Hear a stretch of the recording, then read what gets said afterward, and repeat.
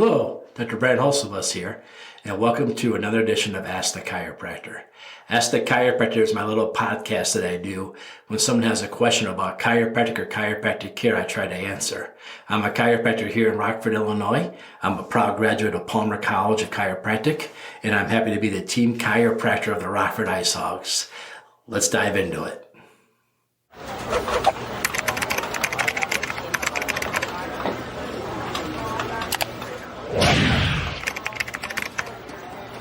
Hi, Dr. Brad Holsovus here. Thanks for tuning in.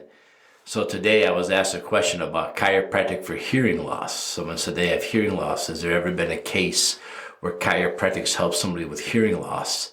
And every time a chiropractor hears this, it really hits us because there's a very famous case of chiropractic care helping somebody with hearing loss. Back September 18th, 1895, in Davenport, Iowa, on Brady Street, on 3rd and Brady in the Ryan building, there was a janitor. That janitor's name was Harvey Lillard. Harvey Lillard was a janitor there, and he had lost his hearing. And he worked in this building and took care of all the clients there. And there was a client there by the name of D.D. Palmer. D.D. Palmer at that time was a magnetic healer. What I always find interesting about magnetic healing in 1895 was it had absolutely nothing to do with magnets. Back in 1895, when most people had healthcare problems or sicknesses, what they would do is they would go to their church or their religious place.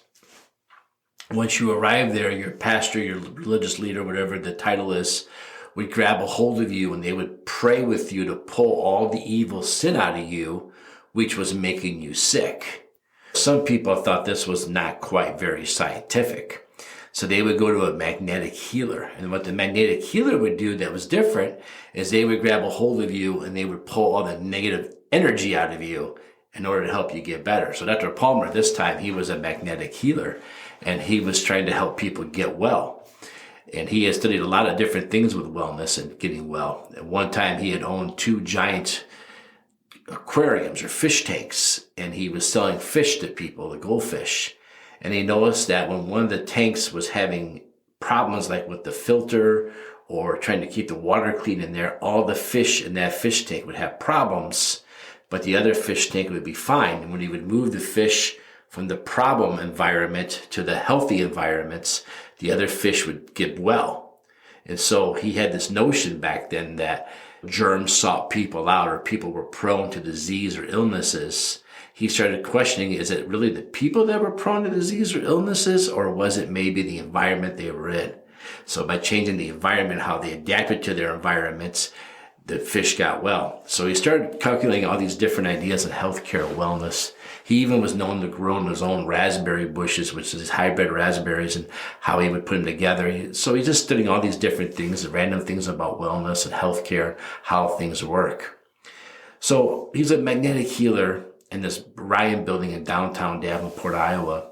And this janitor comes in, and the janitor can't hear nothing. And Dr. Palmer at this time was working on an idea, a hypothesis, where he was looking at the spine and how the spine moved and what happened if the spine wasn't moving and why people weren't adapting and having issues. Harvey came in and Dr. Palmer felt a spot in the spine that wasn't moving. Dr. Palmer went in there and restored the motion, which was named the first ever chiropractic adjustment. It was the first ever chiropractic adjustment because it was the first time someone went in and tried to move the spine, free the spine, with the intent of having a desired outcome. There was bone setters for forever. There was people that would move and crack things, and that's not chiropractic. Chiropractic, we don't crack the spine. That's not what we do. You crack eggs, my dad always said. You don't crack spines. As chiropractors, our job was to move this bone for this desired outcome because of these positive findings. That's what chiropractic is. So you see people showing things that happened way before 1895. Those were manipulations. Those were gross manipulations, changes. That wasn't the intent of the chiropractic is. Just like if I took a knife and cut you and pulled out an organ, that wasn't early surgery. That was early torture. There was no outcome there desired to get you better. So Dr. Palmer went in, adjusted Harvey. When he did that, Harvey reported, some reports say 2 weeks, some reports say 2 hours. It was 1895. Record keeping wasn't what it is today. Harvey could now hear the hooves of the horses outside the cobblestone road, which he hadn't heard in a long, long time. And Harvey's hearing had been restored. So when somebody asks me, can chiropractic help with hearing loss, we always think of Harvey Lillard. Now, the next patient came in who was also deaf and was hoping to find an answer with Dr. Palmer. And Dr. Palmer felt his spine and moved something different and got a different result. This person stayed deaf, but their blood pressure went down. And then Dr. Palmer, another one come in, felt the nervous spine that was moving. Dr. Palmer figured this is not good. Went in and moved it, hoping his hearing would restore, but his heartburn went away instead. So that's when he started realizing, if I adjust this bone, the nerves that come out of there must go to this part of your body. When I adjust this part, this nerves here go to this part of your body. And the reason why this wasn't like common knowledge is because you have to remember in 1895, the idea of having a cadaver and studying a cadaver was against so many religious taboos that there was no way you were going to have that. And there was no x-rays yet, right? 1895. So Dr. Palmer was doing these adjustments. Dr. D.D. Palmer was doing these chiropractic adjustments and saying, okay, I adjust this and this happens. And I adjust this happens. And he started writing down that, okay, T1 does this. L4 does this. When I adjust this one, this happens. And so he kept really good records of this. And then his son came along, Dr. B.J. Palmer. And Dr. B.J. Palmer was the first person to bring an x-ray machine across the Mississippi. He actually found the access to cadavers. And he went back and he verified that his dad wasn't just doing random things, that, hey, when I adjusted this happened. And Dr. B.J. Palmer then said, this is why it happened. And then they started writing textbooks, chiropractic textbooks, and chiropractic philosophy came from the first Dr. Palmer's work. My philosophy is if I do this happens. And then BJ came along, the son, and he started proving his dad's philosophy through science to show it actually holds up. And he started developing the art of adjusting different bones, different angles, different lines of corrections. And before you know it, we have an art, science, and philosophy of chiropractic. And that's really when BJ Palmer showed up. That's really when chiropractic took off and launched. That's really the beginning of chiropractic. DD did a great thing by setting the stage. They called DD the developer, and they called BJ, DD was the founder, BJ was the developer. BJ took it and ran with it, created it.